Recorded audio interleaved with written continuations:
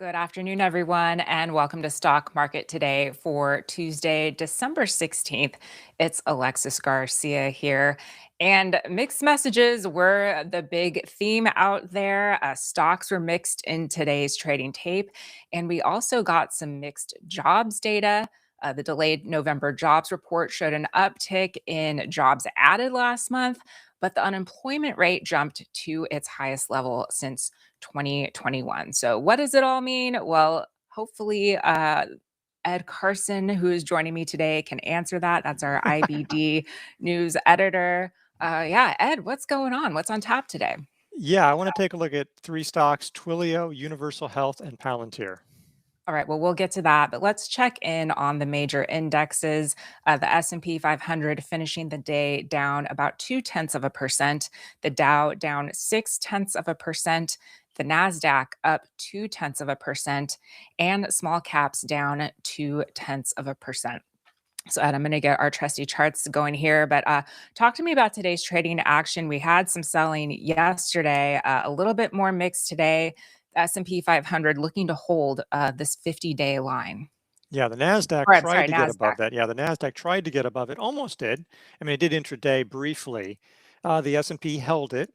I mean, it's one of those things. Look, if you want to be glass half full, you can say, "Oh, look, we're the Nasdaq's putting up a fight. The S&P held support, but the S&P did go below its 21-day line. I mean, just fractionally."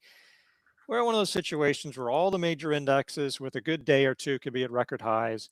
All the major indexes could be below their 50-day lines. The NASDAQ already is still, despite today's gain.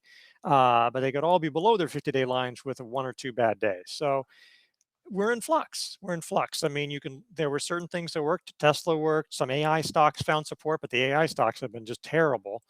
Tesla was clearly, that's one big reason why the NASDAQ rose, because of Tesla. And then a few other mega caps had marginal gains. They weren't doing much, but they were up.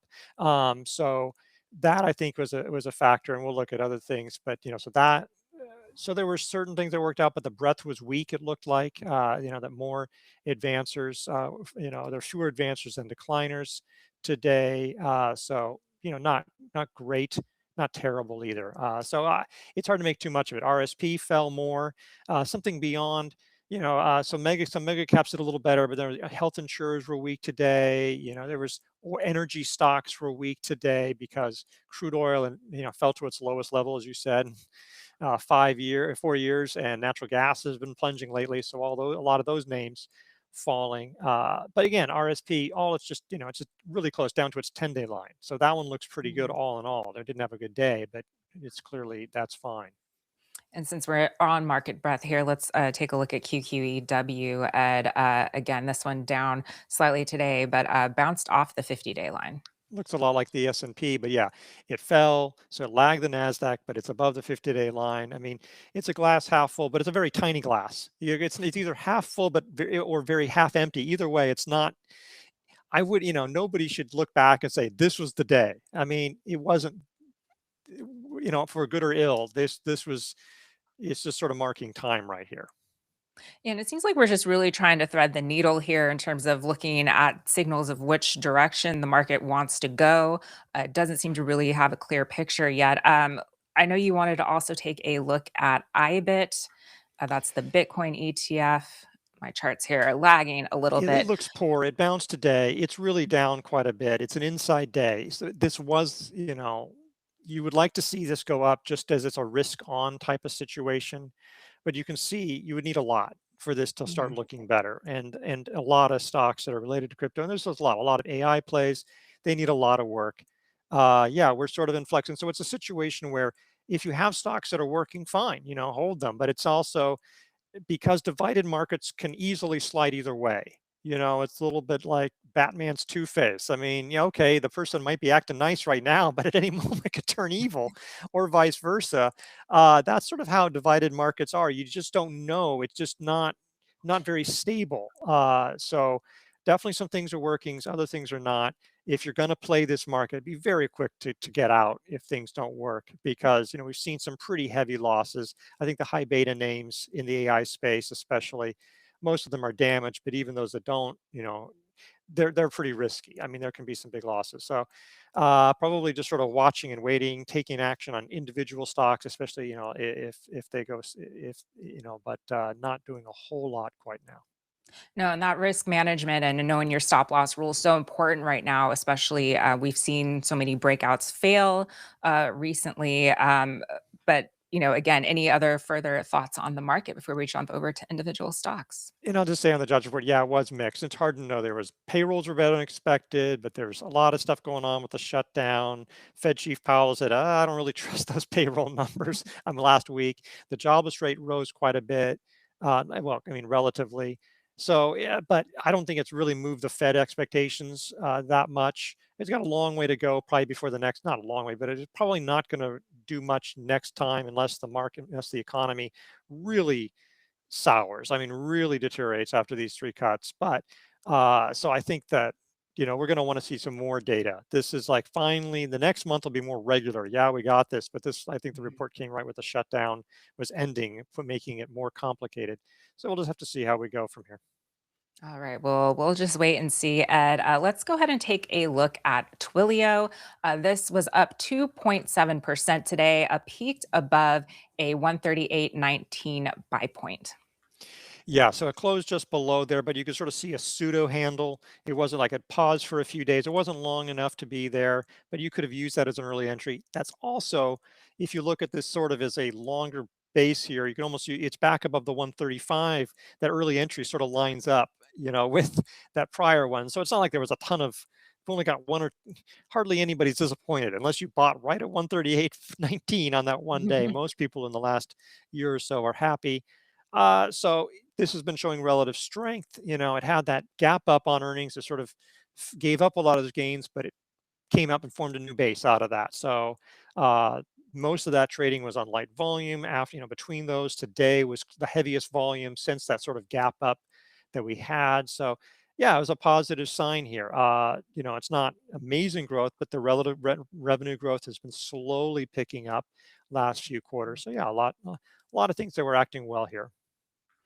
All right. Well, how about we take a look at ticker UHS? Excuse me. I'm not sure what happened with my screen here. Bear with me here, Ed. It's been that kind of week. All right, ticker UHS, that's Universal Health. This one down about 0.6% today, Ed. And again, has been really flirting with that 50-day line.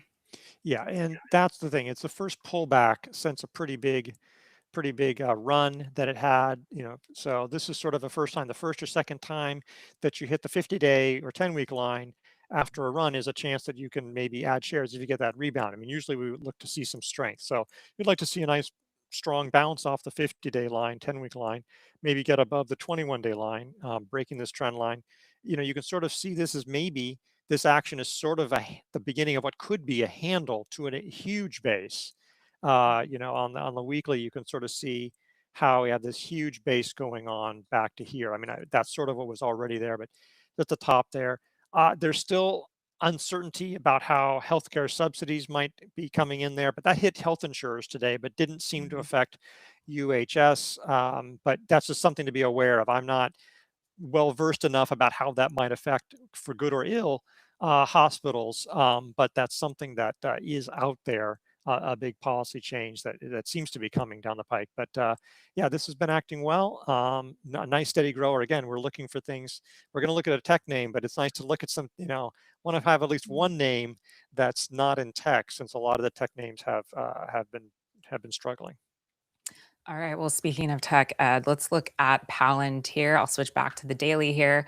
Palantir up 2.5% today. Technically back in this buy zone, back from this 185.75 buy point, Ed, but rebounding off the 50-day line this week. Yeah, and that old buy price probably isn't valid, but it's still nice to know if you're getting above that, because a lot of people did buy around there. So it's getting back to that level. It is notable that it's pausing there. So it sort of looks a little relevant that way. if there's one more, a couple, one more day, this could be a handle right there in this new consolidation, because 207.52 is a consolidation on a weekly chart. It looks like it should be long enough. Maybe it just needs another day or two. I didn't do the math. It would need 30 sessions on a daily, but it's definitely long enough on a weekly.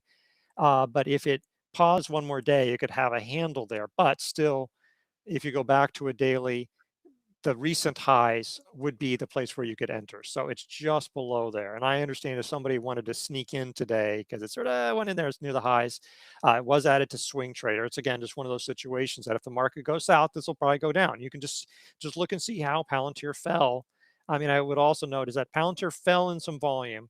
Most of its bounce had been on light volume. There was the strong day last week that was back to average volume.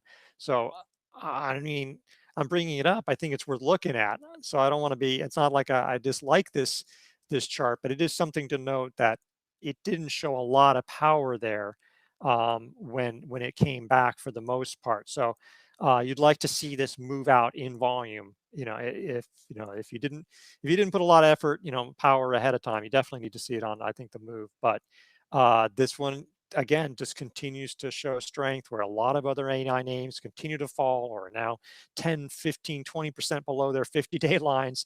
This one's holding the 50-day line, right on the cusp of a buy point. So looking good. All right, yeah, and we'll be looking at that recent high of 190.39, Ed. Well, thank you so much for your insights today. And that wraps it up for this episode of Stock Market Today. If you want more market analysis, be sure to tune in tomorrow to IBD Live. You can head on over to investors.com/IBD Live for all the details there. And thank you so much for watching. We'll see you right back here tomorrow after the close.